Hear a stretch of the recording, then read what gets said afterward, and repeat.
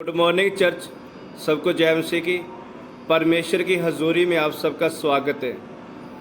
Bible कहती है कि जब हम वचन को मानते हैं, वचन को पूरा करते हैं और वचन पे अड़े और खड़े रहते हैं, जब हम वचन को छोड़ते नहीं, उस पर चलते रहते हैं, तब हम आशीष पाते हैं। बिना वचन को माने, बिना वचन को पूरा करे, हम कभी भी आशीष नहीं पाते।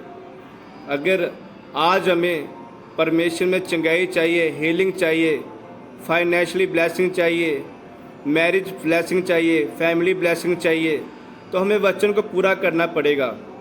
अगर हमें आज हीलिंग चाहिए तो उसके लिए अलग वचन है, फाइनेंशियली ब्लेसिंग चाहिए तो उसके लिए अलग वचन है। बाइबल में हर एक चीज़ के लिए अलग अलग वचन दिए गए।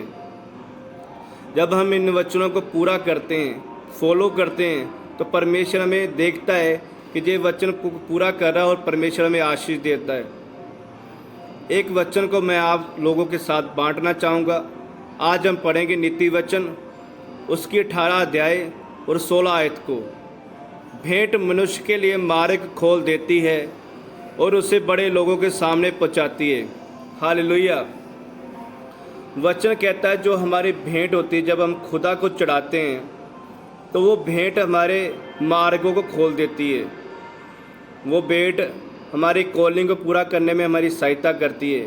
वो भेंट हमें आगे बढ़ने में सहायता करती है। वो भेंट हमें फाइनेंशियल बरकत में सहायता करती है। जब हम सुलेमान के करैक्टर को अगर पढ़ते हैं तो उसने परमेश्वर को 1000 बलि चढ़ाई है और परमेश्वर ने उसको रात को स्वप्न में दर्शन दिया और बोला, मांग तू क्या मांगता है।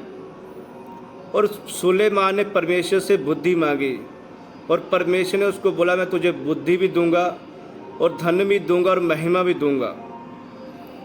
तो ये सब अचानक से नहीं हुआ कि परमेश्वर ने उसको रात को स्वप्न में दर्शन दिया तब उसने बोला कि तेरे को मैं धन भी दूंगा और महिमा भी दूंगा और बुद्धि भी दूंगा। ये तब हुआ जब सुलेमान ने परमेश्वर को भेंट चढ़ाई। भेंट एक ऐसी चीज़ है जो परमेश्वर को भाती है और परमेश्वर उससे खुश होता है। अगर आज हम प्रभु को भेंट चढ़ा रहे हैं तो वो भेंट हमें आगे बढ़ने में हमारी सहायता करती है, हमारी कॉलिंग को पूरा करने में हमारी सहायता करती है और प्रभु उस भेंट के द्वारा हमें आगे बढ़ाता है। वचन में लिखा है, अगर हम परमेश्वर के घर जाएं तो कभी खाली हाथ ना जाए। अगर आज हम अपने बीज को, अपने दसवांत को प्रभु के घर में बो रहे हैं तो वो भेंट हमको फाइनेंशियली ब्लेस करती है। अगर आज हम प्रभु के घर में खाली हाथ जाएंगे तो हम किसके ऊपर बरकत मांगेंगे? हमारे हाथ तो खाली है। जब हम अपने हाथ में भेंट को लेके जाएंगे, अपने दसवांत को लेके जाएंगे, ऑफरिंग को लेके जाएंगे, तो हम परमेश्वर को बोलेंगे कि प्रभु इस बीज के ऊपर बरकत दे, इस बीज के ऊपर आशीष दे। तभी तो हम फाइनेंशियली ब्लेस होंगे। खाली हाथ हम कैसे ब्लेस होंगे? जब सुलेमान ने 1000 बलि चढ़ाई तभी वो ब्लेस हुआ, तभी परमेश्वर ने उसको स्वप्न दिया और उसको धन और महिमा दी और बुद्धि दी। अगर आज हम अपने परमेश्वर को भेंट चढ़ाते हैं, मेल बड़ी की भेंट चढ़ाते हैं, धन्यवाद की भेंट चढ़ाते हैं और दान दसवंत की भेंट चढ़ाते हैं, तो परमेश्वर उन सब के चीज़ों के ऊपर हमें आशीष देता है और बरकत देता है और हमें बढ़ाता है। बाइबल में हर एक चीज़ के लिए अलग अलग वचन है।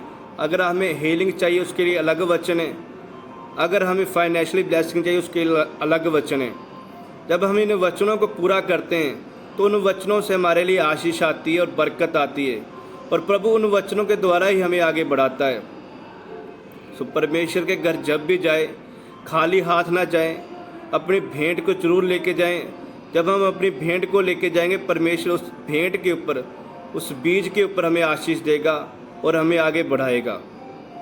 अगर हम खाली हाथ जाएंगे तो परमेश्वर आशीष किसके ऊपर देगा? अगर प्रभु यीशु मसीह ने उस टाइम रोटियां ली और मच्छियाँ ली और परमेश्वर से बरकत को मांगा तो खुदा ने उसके ऊपर बरकत दिया और उस मछली को और उस रोटियों को बढ़ाया, इतना बढ़ाया कि वो खाने के बाद भी बच गई। अगर आज हम भी ऐसा करते हैं, सुलेमान की तरह करते हैं, अगर हमें बरकत चाहिए तो परमेश्वर को भेंट चढ़ाए और उसके ऊपर आशीष को मांगे, बरकत को मांगे, जैसे प्रभु ने सुलेमान के मार्गों को खोला, वो आपके मार्ग को भी खोल देगा।